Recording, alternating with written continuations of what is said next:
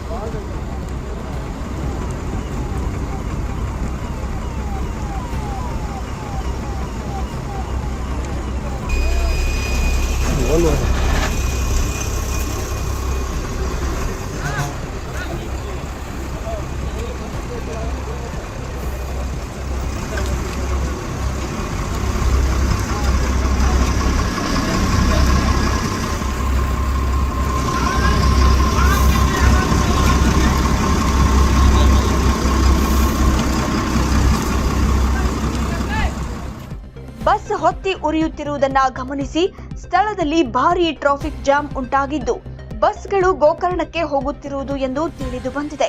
ಎಷ್ಟು ಜನ ಅಪಘಾತದಿಂದ ಪಾರಾಗಿದ್ದಾರೆ ಎಂದು ಇನ್ನೂ ತಿಳಿದಿಲ್ಲ. ಆಂಬ್ಯುಲೆನ್ಸ್ ಮತ್ತು ಅಗ್ನಿಶಾಮಕ ದಳ ಸರಿಯಾದ ಸಮಯಕ್ಕೆ ಬರಲಾಗದೆ ಟ್ರಾಫಿಕ್ ಜಾಮ್ ಹೆಚ್ಚಾಗಿದೆ. ಹಲವಾರು ಜನರು ಸಜೀವ ದಹನ ಆಗಿದೆ ಎಂದು ತಿಳಿದು ಬಂದಿದೆ.